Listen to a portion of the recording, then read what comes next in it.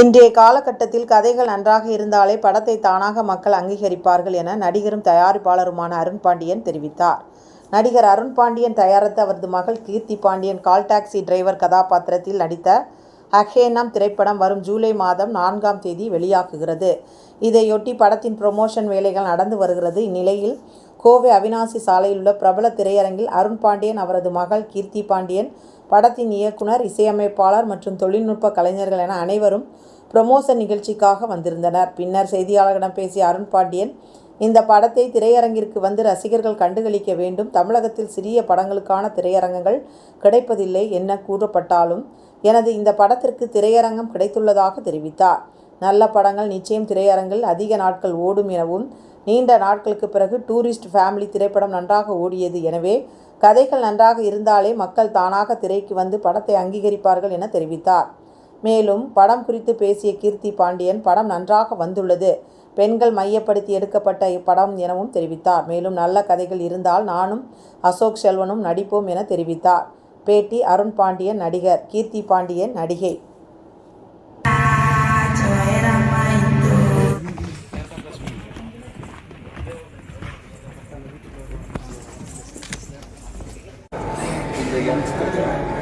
கண்டிப்பா உங்க ஆதரவு ஒரு வித்தியாசமான ஒரு இந்த படம்.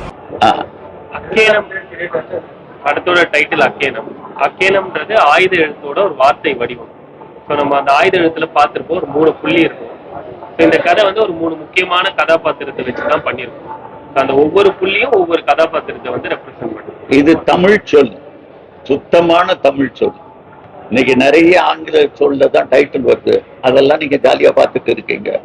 ஆனா தமிழ் சொல்லுக்கு ஒரு இதுக்கு ஒரு இன்ட்ரடக்ஷன் கொடுக்கறதுக்காக இது ஒரு எல்லாத்துக்கும் தெரியணும். அக்கேனம்னு ஒரு வார்த்தை தமிழ்ல இருக்குன்னு சொல்லி, அதுக்காக தான் இந்த டைரக்டர் எனக்கு டைட்டில் சொன்னாரு.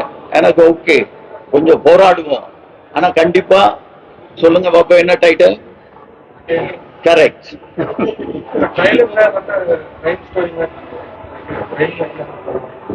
இது படத்துல வந்து பாத்தீங்கன்னா ஃபேமிலி எமோஷன் இருக்கு, கிரைம் இருக்கு, இது இல்லாம ஆக்ஷன் பிளாக்ஸும் இருக்கு. ஸோ இது ஒரு ஃபேமிலி த்ரில்லர் டிராமான்னு நம்ம சொல்லுவோம்.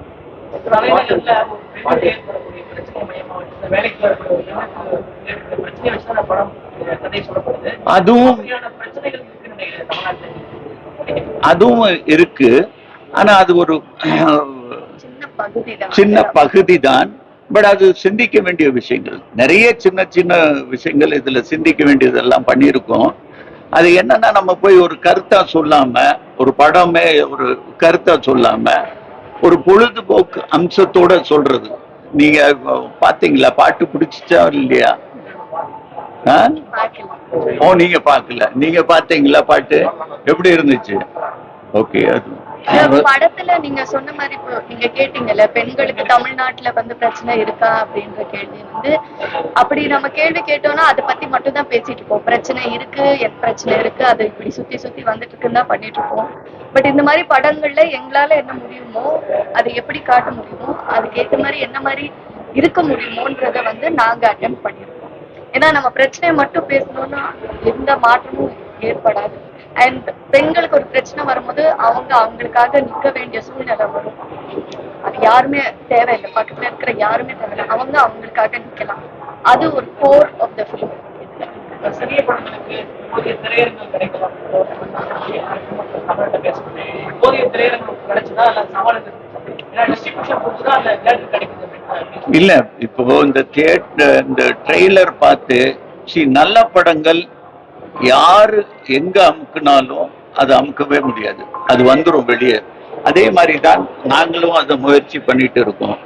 நல்ல படங்கள் போய் சேர்க்கணும். இப்போ உங்களை மாதிரி பத்திரிகையாளர், அந்த சேனல், சின்ன சின்ன சேனல்ஸ், நீங்க எல்லாம் சேர்த்துட்டீங்கன்னா, நாங்க பார்த்துட்டோம், நீங்க பார்க்கல, பார்த்தவங்க எல்லாம் பார்த்துட்டாங்க, நாங்க பார்த்தோம். இது நல்ல படம் மாதிரி தெரியுது, மாறிதான் தெரியுது. ஏன்னா அவங்களும் முழுசா பார்க்கல.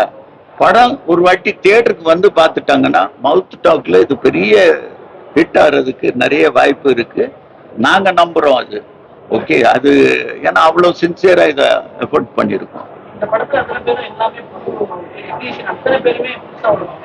வரக்கூடிய படங்கள் எல்லாமே டைரக்டா இருக்கணும், எல்லாருமே புது ஆட்கள், சின்ன வயசு வாய்ப்பு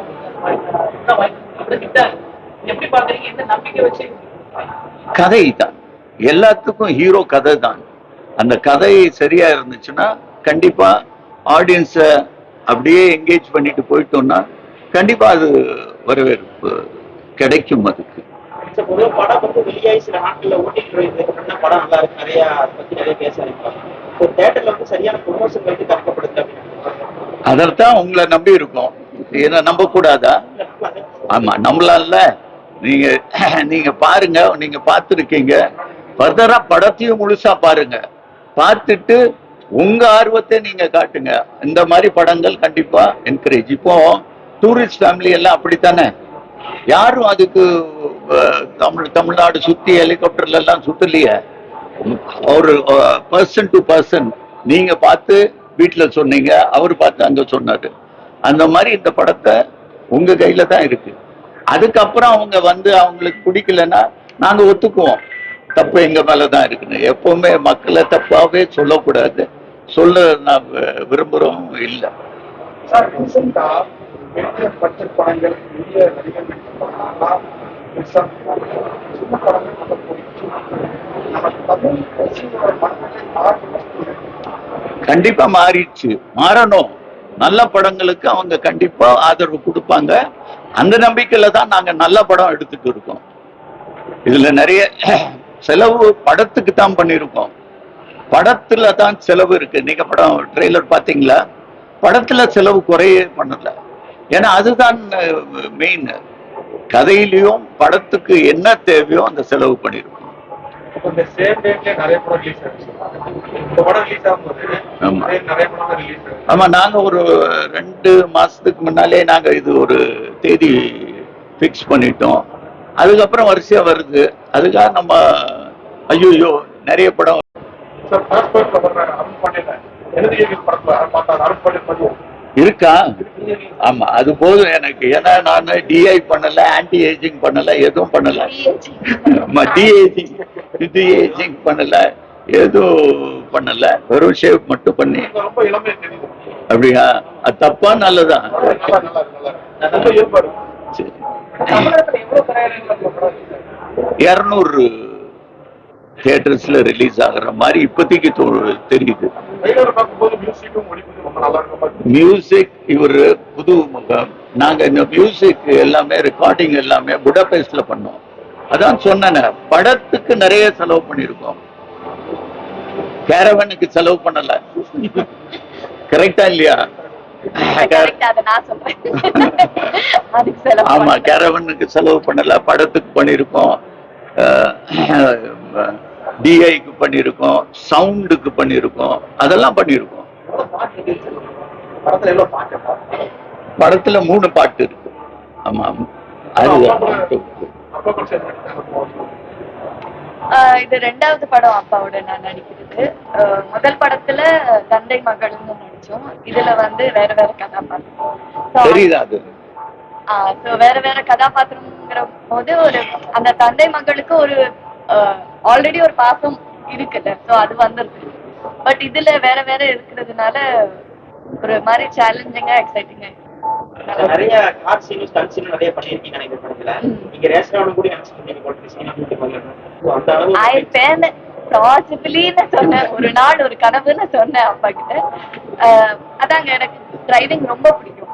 அது காரா இருக்கட்டும், பைக் ரைட் பண்ணுவேன், என்ஃபீல்ட் வச்சிருக்கேன். பைக் ரைடா இருக்கட்டும், டிராக்டர் ஓட்டுறதா இருக்கட்டும், எனக்கு ரொம்ப பிடிக்கும். மெஷின்னாலே, மோட்டார் வெஹிக்கிள்ஸ்னாலே ரொம்ப பிடிக்கும்.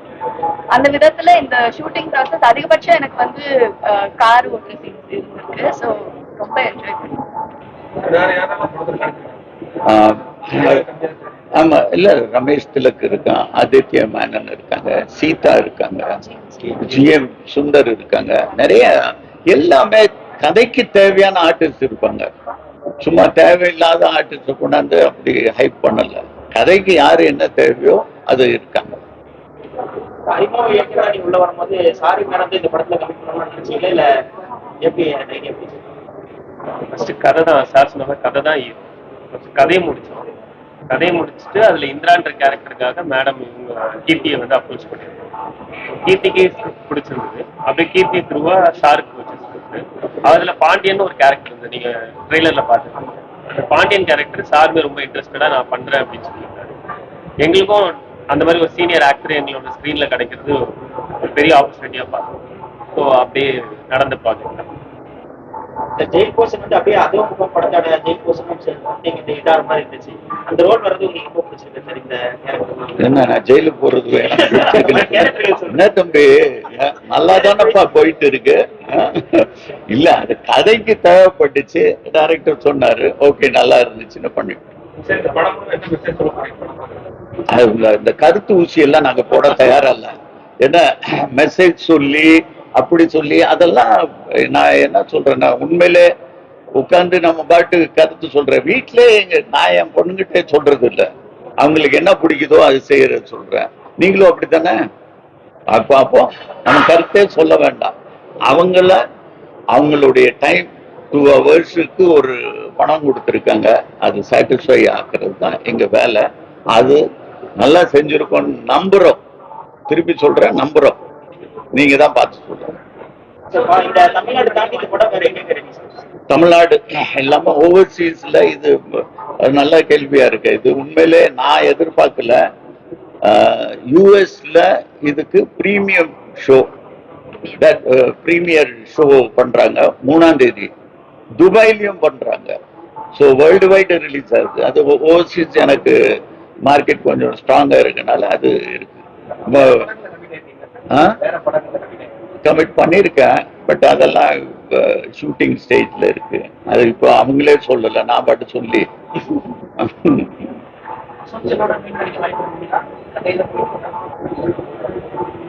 கண்டிப்பா நடிப்போம். நல்ல கதை வரும்போது கண்டிப்பா நடிப்போம்.